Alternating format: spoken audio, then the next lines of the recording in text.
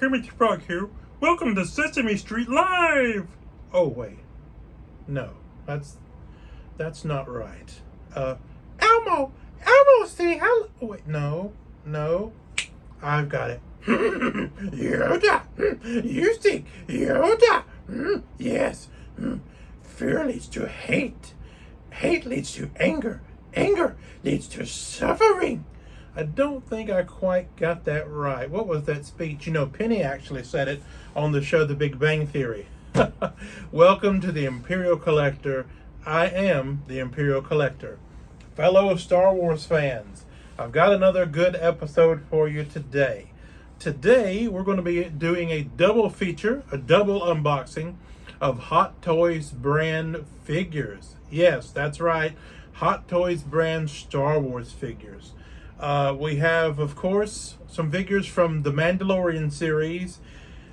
We have two of my favorite figures. Well, really, they're all my favorite figures, but one of my favorite characters on the Mandalorian series was none other than the Armorer,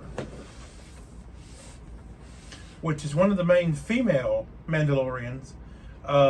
You don't hear a lot of the ancillary Mandalorians that are in their group that were originally hiding, and then they came out of hiding, and then they went back into hiding. And now Grief Karga has given them a tract of land on the planet where the Mandalorians live, and they're about to retake Mandalore.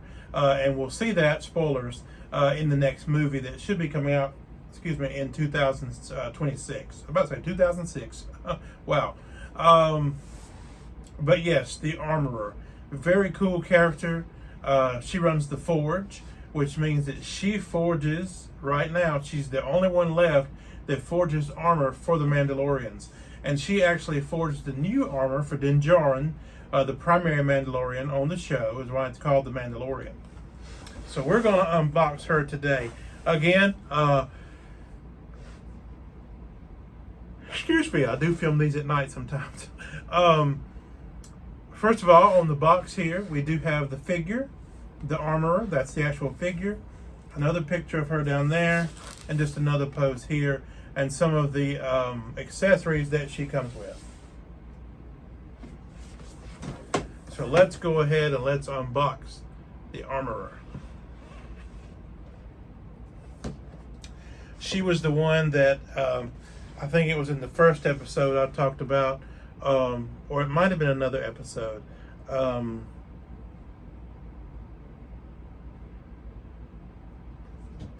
Of the Imperial Collector, where I mimicked her voice a little bit and talked about, you must go bathe in the living waters on Mandalore.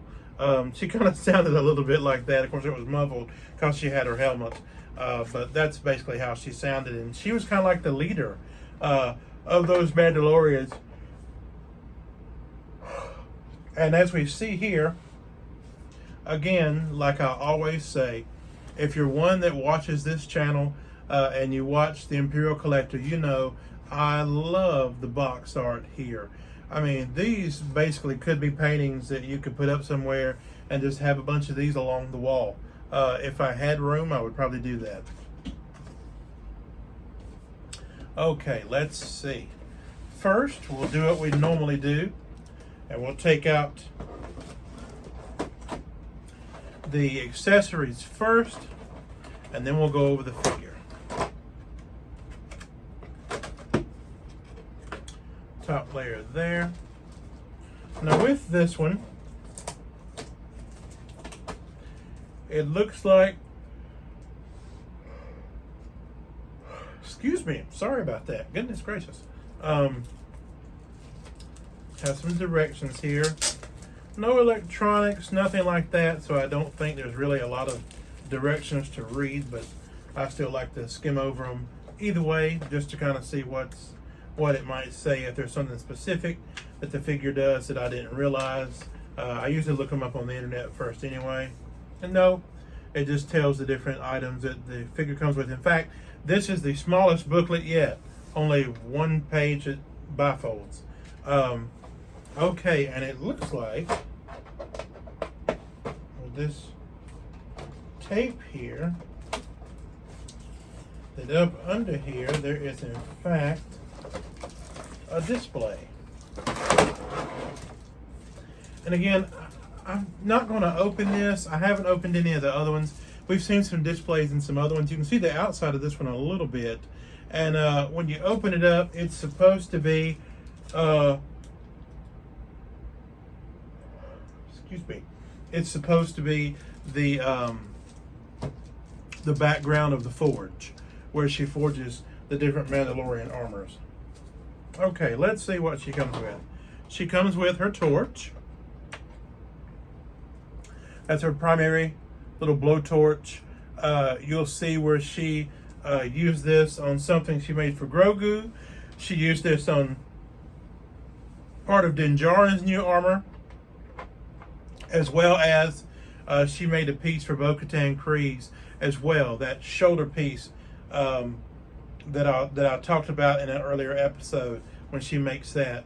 She uses that to put the Mythosaur logo onto emblem onto the shoulder pad. This is her hammer that she'll beat and forge the steel or Beskar with, or other various metals too. Speaking of Beskar, she comes with a piece of Imperial Beskar.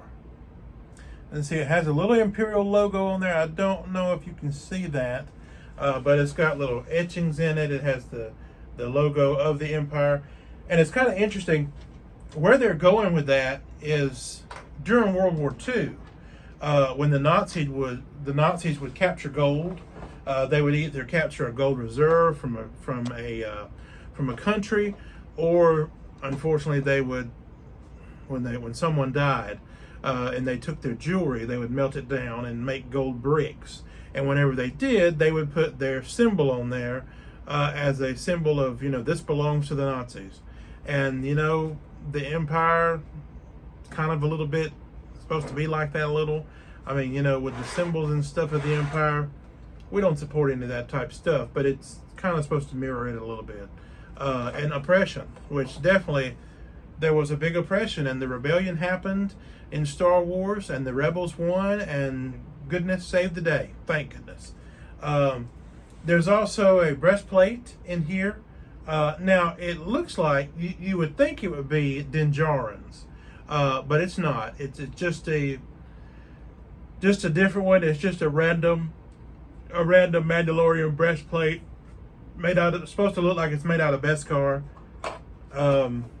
We have the smelting pot where she would pour out the Beskar, and you can actually see it's kind of shiny in there, and it's filled up with it, or she can pour it into something.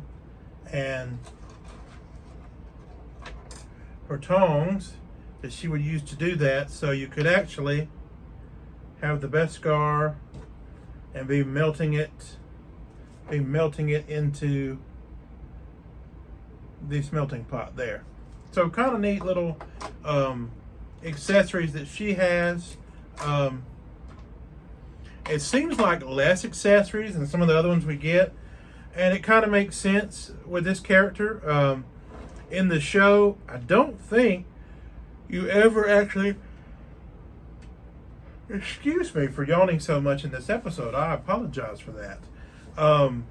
You don't really ever see her fire a weapon.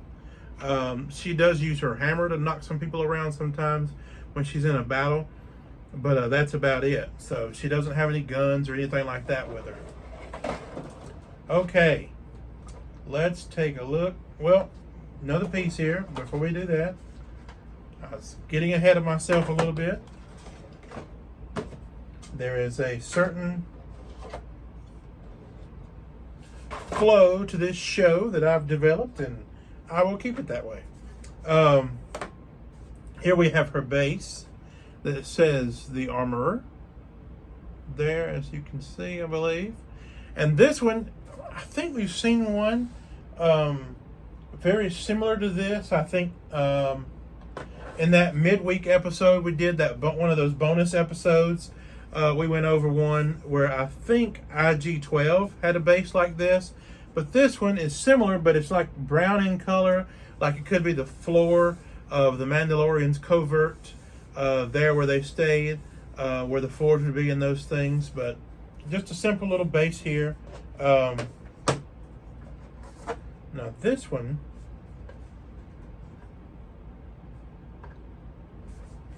is a little different. Huh. It is different. It fits in here a different way. There it kind of maybe slides in there. Maybe I will have to look at this because I do not understand this base. This has been the first time that we've had a base that's fit in here exactly like this. And I'm going to have to figure this out.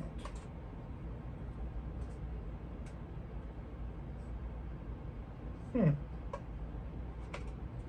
think it would just pop right in there. Oh, it does, yeah. Well, that fit in there a little bit different. I don't know if this might have been one of the earlier figures, maybe. I did notice, you might have noticed it, might have mentioned it in a comment or something, that this box does have Sideshow exclusive, because the brand is Hot Toys, and it's the movie Masterpiece version, but it also says Sideshow exclusive. So maybe this is definitely an earlier figure with a different type of Sideshow base, because that did fit in kind of different. Okay, the figure. Wow. This is a very different figure from the other ones we have unboxed. A little bit shorter, but a really cool figure. Just in the way the colors of her outfit, her helmet is very different than the other Mandalorians. Din Djarin or Bo-Katan that we've seen, that we've unboxed. Her outfit is different. Like I said, with the colors and things, she has like a skirt. She has that breastplate. She has kind of a different gauntlets. She almost reminds me of a Viking. Maybe that's what they were going for. She has like this furry pelt. Somebody had mentioned somewhere they thought it might be a Wookiee pelt. That would be interesting. And it almost feels like real hair. So it's like a Wookiee pelt there. And you'll see her helmet, when I say Vikings, is very kind of reminiscent of a Viking's helmet. So I don't know if that's where they were going for. But that is a really cool figure. Of course, like I said, with her accessories for the forge, it's very interesting. It looks like her breastplate comes off with Velcro. We've got that on there, and it's you can really move her arms and stuff when posing her with the Velcro and everything. And that's a lot of the figures. And I'll get her on the stand here. Her head moves great. And again, this is not what we called a crotch grabber. This is a waist grabber, which sometimes I don't like these waist grabbers, because if they have like a belt on or something, it might interfere with some things that's on the belt. This one she actually does. I wish that waist grabber could go somewhere else instead of where it does, but I don't see how to make that possible. But let's see if we can get some of her accessories maybe in a certain pose. Oh, and she does have several interchangeable hands as well. Let's look on here and see if we've got a pose we might want to use. I kind of like that one. Let's see. Oh. Well, as we do sometimes, she lost a hand.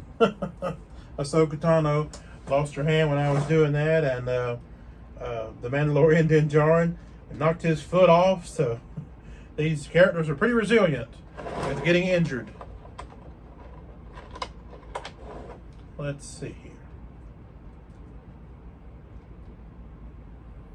How did that look? Okay.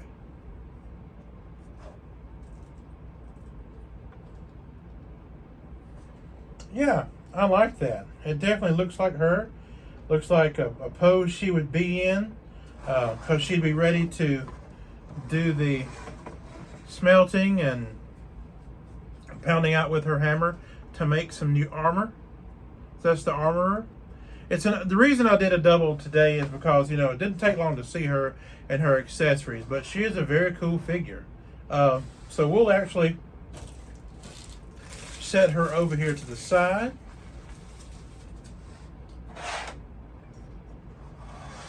We'll leave her up here because when we get the second figure we're going to unbox today out, we'll show you some stuff with that figure as well. So give us a few moments. We'll get the next figure ready to unbox, and we'll be right back. The Imperial Collector. Also remember, if you love the Imperial Collector, please like and subscribe to this channel. Thank you. Back in a moment. Welcome back to the double feature episode of the Imperial Collector, specifically unboxing Hot Toys Star Wars figures from the Mandalorian series. On this episode, we unboxed the Armorer and got her set up here to start with. Now we're going to unbox. Now, I've talked about this figure in an episode with IG-12 because I said his Gatling gun, his newer version of his Gatling gun, came as an accessory in that box. And I also talked about how they did re-release this figure. This is the original, though, because originally they called him the Heavy Infantry Mandalorian. Later on in the show, we find out this character has a name, and it's Paz Vizla of Clan Vizla. At the time, we didn't know that, so I got the original, and we'll call him Paz Vizla. But right now, he was known as the Heavy Infantry Mandalorian. Again, great cover art there on the box with the insert. And these two figures go right along because if the Armorer is kind of like the leader, then Paz Vizla is kind of the muscle, or also like the backup leader. When decisions are being made and things are talked about, certain decisions to do or battles to go into, you always see him there when the decision is being made, or part of the process, or if there's a objection to something that's being done that he doesn't like, he'll definitely speak up. Now, this is a massive figure, and if you are a fan of The Mandalorian and have watched the show, you'll know it's pretty accurate to scale as far as with the other figures, because he is a big guy, a big, tall, bulky character. And what's funny is Jon Favreau, who is the director of The Mandalorian, as well as Jon Favreau, you know him as Happy Hogan in Marvel,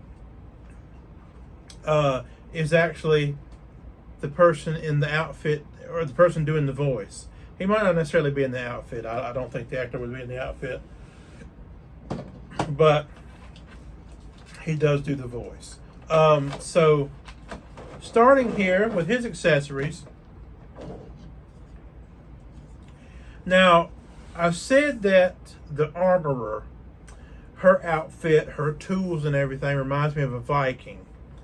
With the Heavy Infantry Mandalorian, he reminds me of a construction worker or a big super soldier, because this is very industrial.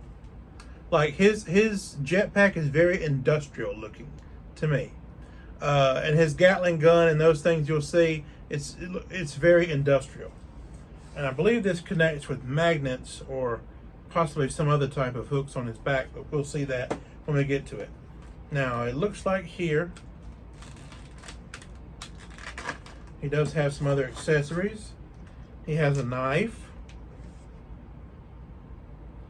And it looks like that knife might fit into something else, or have a specific place where it goes. We'll find that out. I'll look at the booklet in just a moment.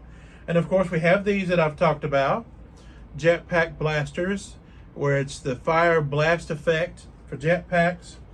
You put those in there, it looks like the real fire effect on his jetpack, like he's jetting off somewhere. I don't know if we use those with him or not. And then he does have several hands that are very detailed. You know, the hands usually have a lot of detail on them. You would look at these and think they were real leather gloved, but it's hard plastic. And he has several right hands and several left hands. So we'll put those aside for a moment. I'm going to go ahead and one thing, the instructions are usually taped to one side of the inner shell boxing here. We always usually get those instructions. Let's see. If there's anything specific about the heavy infantry Mandalorian, or as we say, Paz Vizla.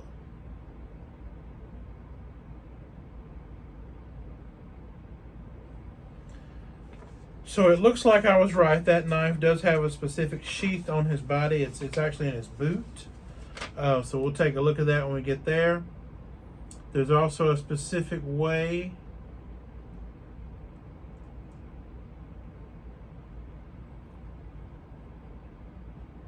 to put on his jetpack, as well as to connect his Gatling gun. Actually connects to his jetpack. So we'll burn that bridge when we get there.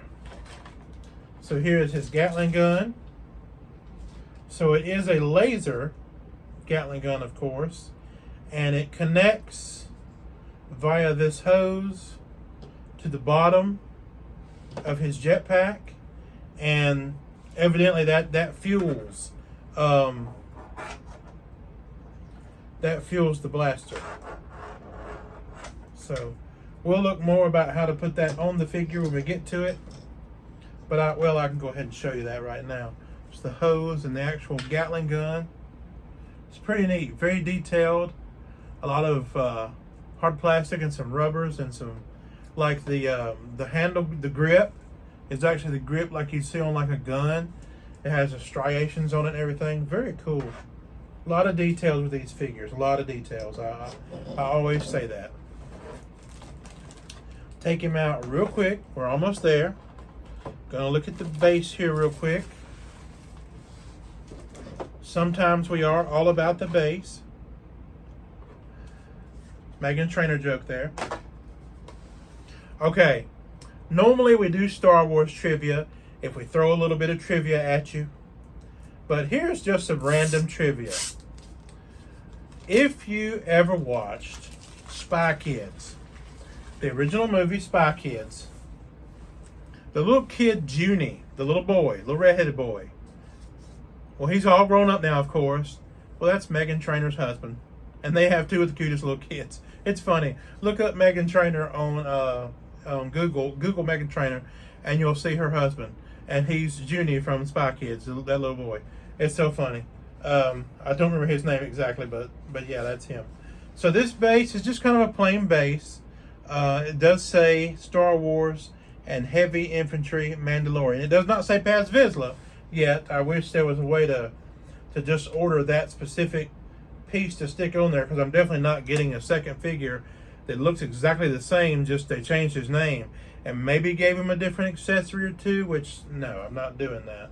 And it's like a sandy surface on there. We've seen that sandy surface before as well. Now it does give him a flight pole. We've seen the flight poles before too, because normally on figures that come with jetpacks, they will come with these, what they call dynamic flight poles. And you can make it look like they are in some type of a flying stance. So we'll take a look at that when we actually set the figure up for display. But right now, we're going to go over Paz Vizla, the Heavy Infantry Mandalorian. He's so big, I'm trying to get the discard stuff and move it out of the way. Okay. Wow. Oh, here's another. There is plastic everywhere on this guy, protecting parts of him. Don't want to leave anything like that anywhere. First line, what do you got plastic on your figure for? Okay. Wow, like I said, this is a massive guy. So, there he is. Paz Vizla, the heavy infantry Mandalorian. I mean, his helmet and everything, there's just different features to this figure. He's got a different... That doesn't appear to me to be a viewfinder. I don't think we see in the movie what that actually is. And it could be just an antenna. But normally when they have that little piece up there, it folds down to be a holographic eyesight. But I'm not sure what that's supposed to be on him. Again, he's got like some other Mandalorians do. He's got an arm that would shoot out like a little rocket. His arm here is an arm that has a fire spray to blow out fire. Little hose coming up for that. You'll see the little nozzle at the end. Now, unlike a lot of them, this one did not come with the fire spray effect. I'm not sure why, but it didn't. Now, he does have on here his crest, which is all Mandalorian's crest, of the mythosaur. That arm, that arm. Now you'll see he's two different colors in some places. He's got some browns in the main blue. There's some light blue in his mask at the front there, as you'll see. There's the scoring on here, like it's like he's got old armor and it's kind of mismatched and miscolored. I'm not sure why that is, but he, like I say, he looks very industrial, or like he could be work on a Mandalorian wrecking crew or something. He has like a little small, almost like half skirt in the back. I don't know what you'd call that.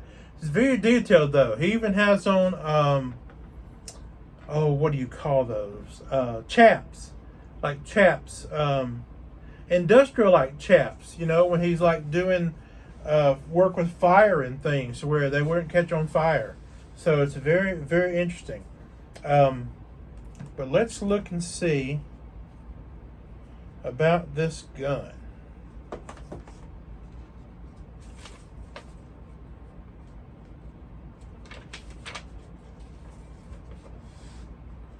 Okay.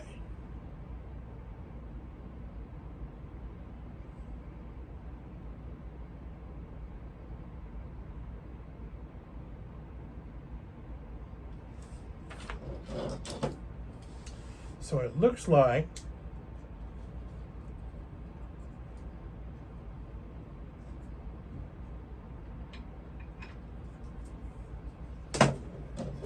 snaps right into here.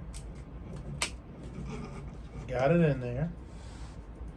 And then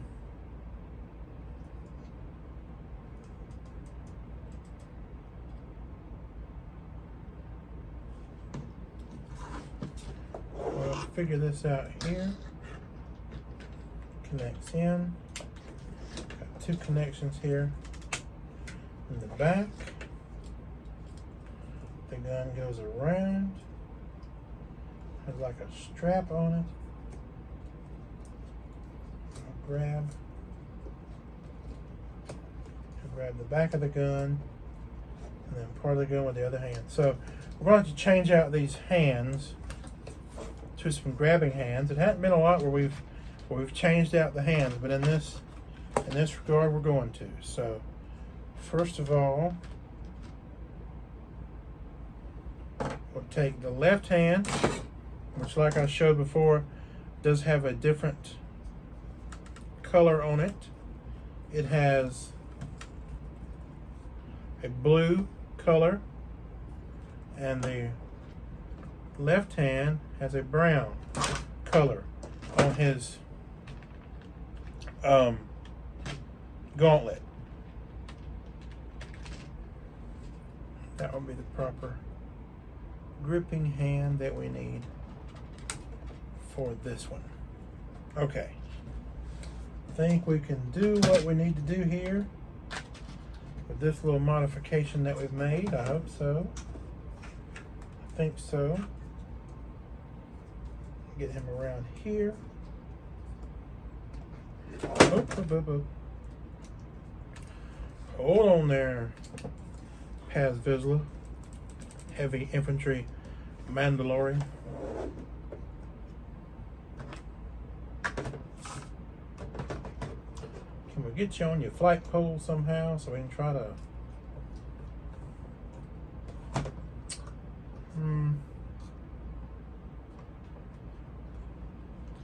Not quite sure how they want this to work with him. Being the size he is, I think we might try this one a little different. At least for now, until I can figure out how to display this guy. He's huge. His hand keeps falling out here. Come on. Ah.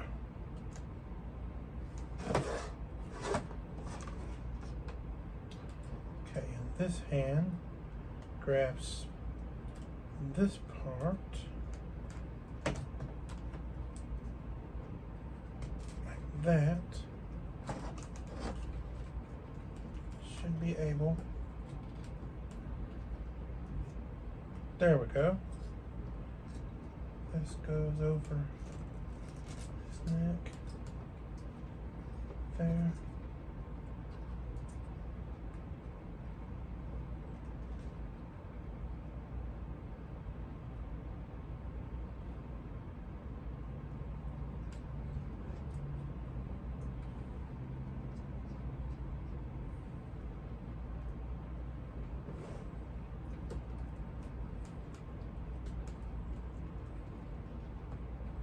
Yeah, there he is with his big Gatling gun.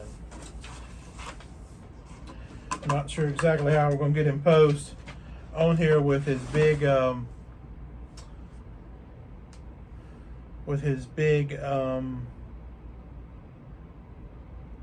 jetpack there yet, but we'll figure that out. But there he is, big Gatling gun.